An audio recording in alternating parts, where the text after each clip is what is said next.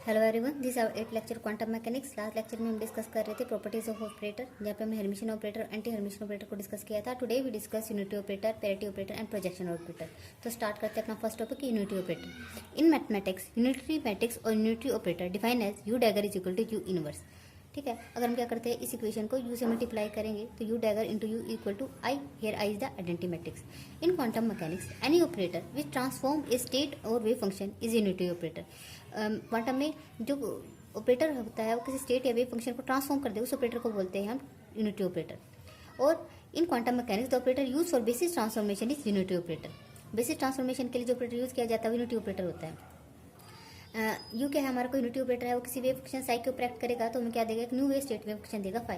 Here phi is not the constant multiple of psi. अगर phi Sai का constant multiple हो जाता तो ये इक्वेशन जो हमारी होती वो आइगन वैल्यू इक्वेशन के जैसे हो जाती है। ठीक है, आइगन वैल्यू इक्वेशन में भी यही होता है कि कोई ऑपरेटर है, किसी वेव फंक्शन साई के ऊपर एक्ट करा है। ठीक है, तो अगर हमें कोई कांस्टेंट और साथ में वापस वही वेव फंक्शन मिल जाए तो ये इक्वेशन क्या कहलाती है, आइगन वैल्यू इक्वेशन होती है। ठीक है, लेकिन यहाँ पे आइगन वैल्यू इक्वेशन नहीं है, क्योंकि यहाँ पे जो फाई है वो एक new wave state wave function है, वो ओल्ड वेव फंक्शन का कांस्टेंट मल्टीपल नहीं है। ठीक है, तो हम क्या करेंगे, यहाँ पे दोनों तरफ डैगर लेंगे तो U into psi dagger is equal to phi dagger. ठीक है, तो हमें पता है ए बी का डैगर किसी को B dagger into A dagger, तो यहाँ पे क्या हो जाएगा, psi dagger into U dagger is equal to phi dagger. ये इक्वेशन 1 है, ये इक्वेशन 2 है, दोनों को मल्टीप्लाई करेंगे। ठीक है, तब जो हमारी वेव फंक्शन है ना वो मान के चल रहे हैं कोई मैट्रिक्स फॉर्म में नहीं है। ठीक है, तो ये स्टार किस में कन्वर्ट हो जाएगा, ये डैगर किस में कन्वर्ट हो जाएगा, स्टार में। ठीक है, तो psi star U dagger U psi is equal to phi star into phi. ठीक है, तो दोनों तरफ इंटीग्रेशन लेंगे,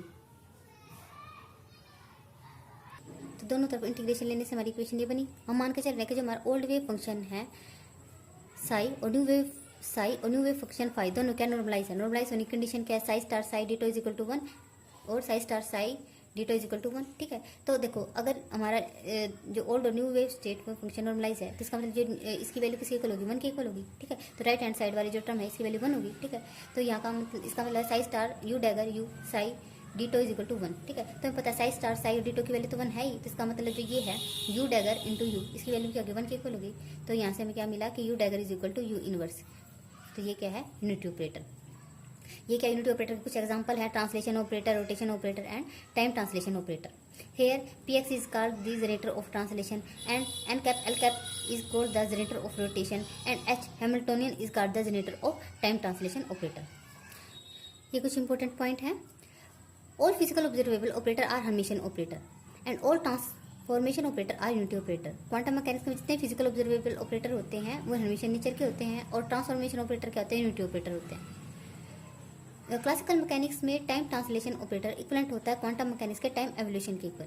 ठीक, अगर हम वेव फंक्शन कैलकुलेट करना किसी टाइम टी पर तो हम क्या करते हैं, जो वेव फंक्शन है time T is equal to 0 पर हमें पता है उसको मल्टीप्लाई कर देते हैं एक्सपोनेंशियल की power minus iota E T by में एच क्रॉस। ठीक है, नेक्स्ट पॉइंट है, नेक्स्ट इंपॉर्टेंट पॉइंट है, all physical transformation are represent by unity operator. जितने फिजिकल ट्रांसफॉर्मेशन है यूनिटी ऑपरेटर से रिप्रेजेंट किए जा सकते हैं। तो physical transformation example space translation, rotation, time translation, parity, these are represent by the unity operator. There are some transformation which are not understood by all that and that transformation has a mathematical importance. For example, basis set is also represented by the unity operator। अब ये क्या है, basis set का transformation हो रहा है। ठीक है, एंगुलर मोमेंटम में एक टॉपिक आएगा एंगुलर मोमेंटम एडिशन, जिसमें क्या होता है, basis set of individual angular momentum and individual magnetic momentum transform into individual angular momentum and total angular momentum and total magnetic momentum. ठीक है, तो ये क्या बेसिस सेट का ट्रांसफॉर्मेशन हो रहा है। नेक्स्ट है ट्रांसलेशन ऑफ ओरिजिन और we can say space translation. इसमें क्या है, translation operator is represented by O cap. ठीक है, जब भी स्पेस ट्रांसलेशन ऑपरेटर किसी वेव फंक्शन साई एक्स के ऊपर एक्ट करेगा तो हमें क्या मिलेगा, exponential iota delta x P x by H cross into वही वेव फंक्शन। ठीक है, तो यहाँ पर देखो, यहाँ पे जो ओ टी है इस ऑपरेटर का काम क्या है, ये जब भी किसी वेव फंक्शन के ऊपर एक्ट होता है तो जहाँ पर भी एक्स लिखा होगा ना उसे क्या करेगा, एक्स प्लस में डेल्टा एक्स में कन्वर्ट कर देता है। ठीक है, वहाँ पे एक्स प्लस डेल्टा एक्स आ जाएगा। तो किसी वेव फंक्शन में अगर exponential iota delta x P x by H cross है, ठीक है, तो हम वहाँ से समझ जाएंगे कि वहाँ पे जो वेव फंक्शन है वो क्या, एक्स प्लस में डेल्टा एक्स। ठीक है, तो देखो इसमें क्या हुआ है, हमारे पास कोई एक सिस्टम है। ठीक है, सिस्टम का क्या कोई वेव फंक्शन साई एक्स है, तो हमने क्या किया, सिस्टम को के ओरिजिन को शिफ्ट कर दिया by the amount delta x. अगर सिस्टम के ओरिजिन को delta x amount of shift किया है तो सभी कोऑर्डिनेट में क्या delta x amount of shift आ जाएगा। ठीक है, तो अब देखो हम क्या करेंगे, तो ये किसे हम रिप्रेजेंट कर रहे हैं, जो ओरिजिन का शिफ्ट है ट्रांसलेशन ऑपरेटर ओटी से। ठीक है, तो किसी वेव फंक्शन साई एक्स के ऊपर ऑपरेटर एक्ट हुआ। ठीक है, ट्रांसलेशन ऑपरेटर, तो हमें जो न्यू वेव फंक्शन मिला वो क्या होगा, एक्स प्लस में डेल्टा एक्स। हम क्या करेंगे, उसका टेलर सीरीज एक्सपेंशन करेंगे। सीरीज एक्सपेंशन करेंगे, टेलर सीरीज एक्सपेंशन करने पर जो भी टर्म मिलेगी डी बाई डी एक्स की है। ठीक है, D by D x cube, कुछ इस टाइप की जो टर्म मिलेगी हम उनसे क्या करेंगे, मोमेंटम से मोमेंटम की टर्म में लिख देंगे। ठीक है, देखो जैसे कि मोमेंटम पी एक्स इक्वल होता है minus iota H cross D by में डी एक्स। ठीक है, तो यहाँ पे हम डी बाई डी एक्स की वैल्यू कैलकुलेट करेंगे तो किसकी इक्वल आ जाएगा, पी एक्स बाई में माइनस आयोटा एच क्रॉस। ठीक है, तो ऐसे ही अगर हम ये है तो डी बाई डी एक्स को हम इससे रिप्लेस कर देंगे, और D by D x square है तो हम इसे कैसे लिख देंगे, D by D x into D by D x. ठीक है, यानी इसका स्क्वायर। ठीक है, तो हम उनसे भी टर्म को इससे रिप्लेस करेंगे और फिर हम क्या करेंगे, राइट हैंड साइड में से साई एक्स कॉमन ले लेंगे। ठीक है, तो जो भी एक्सप्रेशन मिलेगा वो क्या होगा, exponential power iota delta x P x by H cross का एक्सपेंशन होगा। ठीक है, तो वहाँ पे हम ये लिख देंगे। तो यहाँ पे हमें क्या मिला, जो ट्रांसलेशन ऑफ ओरिजिन है, ट्रांसलेशन ऑफ ऑपरेटर है, वो किसके इक्वल होता है, exponential power iota delta x P x by में H cross. Here delta x represent the amount of translation and p x is called the generator of translation. इसका example है, अब एक एग्जाम्पल डिस्कस करते हैं। One dimension box. ठीक है, एक वन डायमेंशन बॉक्स है जिसकी विड्थ कितनी है ए। ठीक है, इसका वेव फंक्शन है under two a by sine n pi x by a. इसकी average value of position in any state is equal to a by two. जितनी प्रोबेबिलिटी पार्टिकल को लेफ्ट हैंड साइड में रहने की उतनी क्या लेफ्ट हैंड साइड में रहने की। ठीक है, तो इसकी एवरेज वैल्यू ऑफ पोजीशन कितनी होगी, ए बाई टू। अब हम सिस्टम को क्या कर रहे हैं, ट्रांसफॉर्म कर रहे हैं। ठीक है, अब इसके कोऑर्डिनेट 0 और ए पर था पोटेंशियल इन्फिनिटी। अब हमने क्या किया, सिस्टम को ट्रांसफॉर्म कर दिया। ठीक है, अब जो पोटेंशियल एक्स नोट पर कितना है, इन्फिनिटी, और ए प्लस एक्स नोट पर भी क्या है, इन्फिनिटी। ठीक है, तो अब इसकी एवरेज वैल्यू पोजीशन क्या होगी, a by two plus x naught. ठीक है, अब O T is the translation operator और किसी को है exponential for iota x naught p x by में एच क्रॉस। ठीक है, तो यहाँ पे जो न्यू वेव फंक्शन होगा वो क्या, वो हमें कैसे मिलेगा, इसके ऊपर हम क्या करेंगे, ओल्ड वेव फंक्शन के ऊपर ट्रांसलेशन ऑपरेटर एक्ट करेंगे। ठीक है, तो किसी होगा एक्स प्लस में एक्स नॉट। ठीक है, एक्स प्लस एक्स नॉट को हम एक्स डैश से भी रिप्रेजेंट कर सकते हैं। हमने मान लिया कि एक्स प्लस एक्स नॉट को हम एक्स डैश से रिप्रेजेंट करें। ठीक है, तो देखो जो new wave state wave function होगा वो किसी होगा अंडर टू बाई ए, और इसको हमने इससे मल्टीप्लाई कर दिया ट्रांसफॉर्मेशन ऑपरेटर से, exponential for iota x naught p x by H cross, और ये क्या है, ओल्ड वेव फंक्शन। अब देखो एक्स डैश किसी इक्वल है एक्स प्लस एक्स नोट की। ठीक है, अगर हम यहाँ से एक्स कैलकुलेट करें तो एक्स की वैल्यू किसकी इक्वल आएगी, x is equal to x dash minus x naught. ठीक है, अगर हमें एक्स डैश न्यू सिस्टम में एवरेज वैल्यू कैलकुलेट करनी है। ठीक है, तो हम क्या करेंगे, इस देखो ये इक्वेशन है x dash is equal to x plus में एक्स नोट, तो दोनों तरफ एवरेज ले लेंगे। ठीक है, तो ये एवरेज किसी इक्वल आ जाएगा, देखो एक्स डैश का एवरेज आ जाएगा एक्स नोट की, सॉरी एक्स की एवरेज वैल्यू हमें पता है किसी इक्वल है ए बाई टू। ठीक है, एक्स नोट की कोई कॉन्स्टेंट क्वांटिटी है तो इसका एवरेज एक्स नोट ही होगा। ठीक है, तो न्यू सिस्टम में जो एवरेज वैल्यू ऑफ पोजीशन क्या आ जाएगी, ए बाई टू प्लस में एक्स नोट। ठीक है, और इसका वेव फंक्शन क्या होगा, ये होगा। ठीक है, ओल्ड वेव फंक्शन को हम मल्टीप्लाई कर देंगे एक्सपोनेंशियल की power iota x note P x by में एच क्रॉस। एक्स नोट क्या है, जितने अमाउंट ऑफ हमने शिफ्ट किया है। ठीक है, calculate the average value of x with respect to new wave function, तो इसकी वैल्यू होगी a by two minus x naught. Rotation operator. In rotation operator it rotate the axis of coordinate system. हमारा कोई कोऑर्डिनेट सिस्टम है x और y. ठीक है, ये क्या है, जेड एक्सिस के अबाउट रोटेट हो गया। ठीक है, by the amount delta theta. X dash y dash is the our new coordinate. ये कोई पॉइंट पी है। ठीक है, तो ओल्ड सिस्टम के अकॉर्डिंग इसके कोऑर्डिनेट होंगे एक्स वाई जेड, और न्यू के अकॉर्डिंग इसके कोऑर्डिनेट होंगे x dash y dash z dash. अब हम क्या करेंगे, न्यू कोऑर्डिनेट को ओल्ड कोऑर्डिनेट की टर्म में लिखेंगे। ठीक है, और यहाँ पे जेड डैश किसके इक्वल होगा, जेड के इक्वल। क्यों, क्योंकि हम जेड के अबाउट रोटेशन कर रहे हैं। ठीक है, तो अब हम यहाँ पे कैलकुलेशन नहीं देखेंगे, सिर्फ हम डायरेक्ट फॉर्मूले पे आ रहे हैं। ठीक है, तो जो रोटेशन ऑपरेटर होगा वो रोटेशन ऑपरेटर किसके इक्वल होता है, exponential power minus iota theta L Z by में एच क्रॉस। ठीक है, तो यहाँ पे एल जेड किसको रिप्रेजेंट कर रहा है, L Z is called the generator of rotation. ठीक है, और क्योंकि जो रोटेशन हो रहा है एंटी क्लॉक डायरेक्शन में यहाँ पे क्या माइनस साइन आया। ठीक है, this is the rotation operator by an angle theta. Here rotate about z axis, z axis के अबाउट रोटेशन, तो यहाँ पे क्या आया है, एंगुलर मोमेंटम का जेड कंपोनेंट। ठीक है, action then rotation operator is defined as exponential की power minus iota theta n cap l cap by h cross. Here n cap l cap is generator of rotation. Next है time translation operator.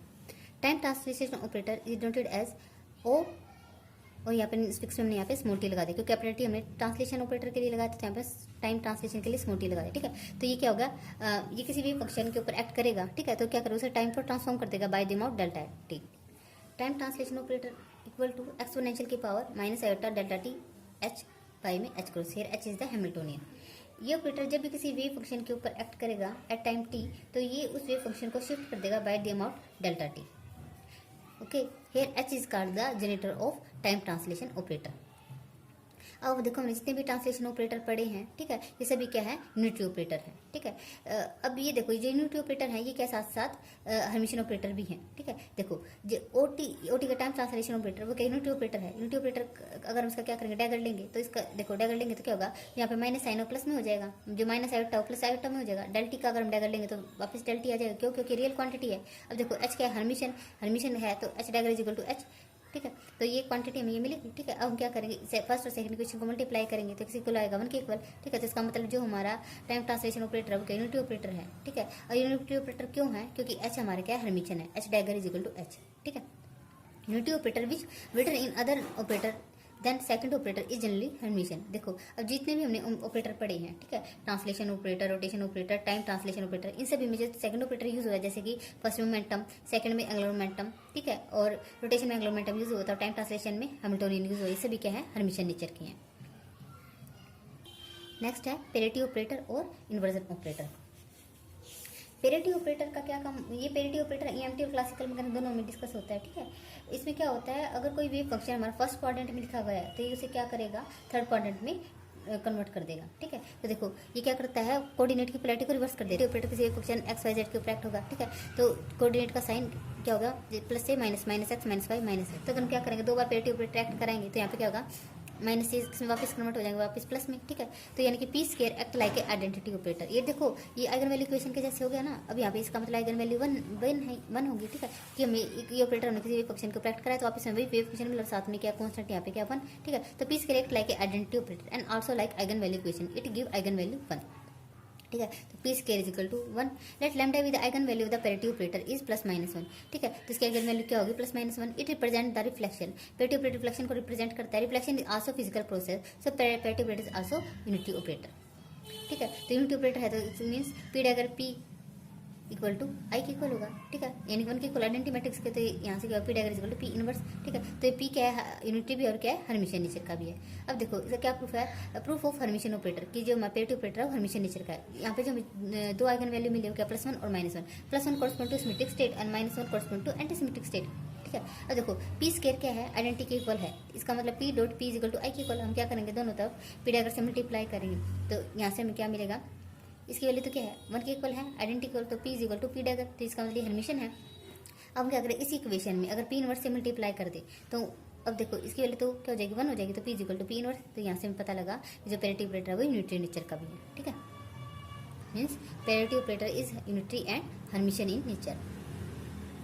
देखो हमने देखा कि अगर parity operator x y z पर act करता है तो क्या कर देता है, कोऑर्डिनेट को चेंज कर देता है, ठीक है। एक्स को -x में, वाई को -y और जेड को -z में कर देता है, ठीक है। नाउ वी डिस्कस कि अगर हम पेरिटी की स्फेरिकल पोलर कोऑर्डिनेट पे एक्ट होता है, ठीक है, तो r थीटा फाई कैसे किस टाइप से चेंज कोऑर्डिनेट, ठीक है। तो जब parity operator r theta phi के ऊपर एक्ट होगा, ठीक है, तो r एज इट इज रहेगा, ठीक है। थीटा में क्या हो जाएगा, पाई माइनस थीटा, और फाई में क्या हो जाएगा, पाई प्लस फाई। अभी कैसे होगा, अब इसे देखते, देखो r क्या पोजिशन ऑपरेटर, ठीक है, ये क्या मैग्नीट्यूड है, तो मैग्नीट्यूड हमेशा क्या पॉजिटिव होता है, नेगेटिव नहीं होगा, ठीक है। तो r क्या होगा, पॉजिटिव ही होगा, तो इसकी वैल्यू नेगेटिव नहीं होगी, तो इसलिए r एज इट इज रहा, ठीक है। अब देखो जो ये क्या है, एंगल थीटा है, ठीक है, ये theta measure from the Z axis से मेजर किया जाता है, ठीक है। तो देखो यहाँ पे कोई एक्स जेड प्लेन है, यहाँ पे कोई कोऑर्डिनेट है जिसकी कोऑर्डिनेट एक्स और जेड, ठीक है। तो क्या करता है पेरिटी ऑपरेटर, फर्स्ट से थर्ड क्वाड्रेंट में चेंज कर देता है, यानी कि -x, और यहाँ पे कितना हो जाएगा -z, ठीक है।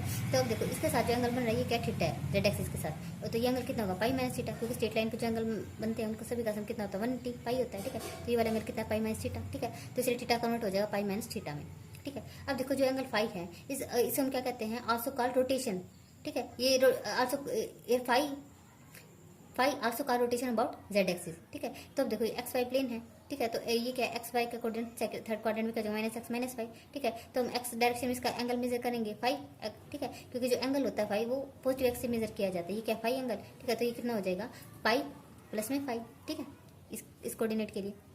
तो इसलिए फाई किस में कन्वर्ट हो जाएगा, पाई प्लस में फाई में, ठीक है। अब देखो जो पेरिटी ऑपरेटर अगर किसी वेव फंक्शन के ऊपर एक्ट करता है तो क्या करेगा, x को -x में कन्वर्ट कर देता है, ठीक है। अगर हमारा वेव फंक्शन कुछ इस टाइप से दे रखा है, मतलब जितना पॉजिटिव उतना ही क्या है नेगेटिव में है, तो इसका मतलब जो वेव फंक्शन सिमेट्रिक है, तो इसका मतलब ये वेव फंक्शन किसी इक्वल होगा, साई x के इक्वल, ठीक है। ये वेव फंक्शन इज सिमेट्रिक। तो अगर वेव फंक्शन सिमेट्रिक है तो यहाँ पे आइगन वैल्यू कितनी है, +1, ठीक है।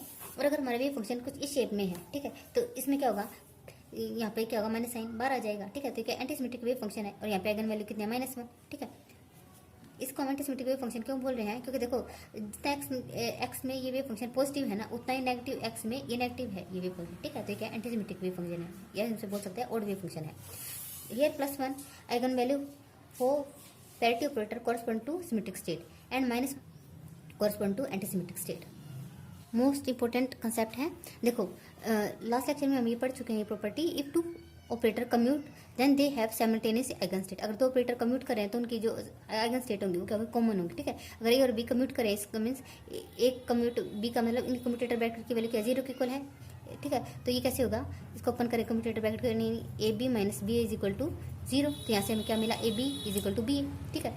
If psi is eigen function of a, अगर साई एक आइगन फंक्शन है तो बी का भी आइगन फंक्शन होगा, ठीक है। नेक्स्ट है parity operator and Hamiltonian. Second हमने ये पढ़ा था कि eigen state of parity operator are either symmetric और एंटीसिमेट्रिक। जो पैरिटी ऑपरेटर है उसकी जो आइगन स्टेट है वो सिमेट्रिक है या फिर एंटीसिमेट्रिक है।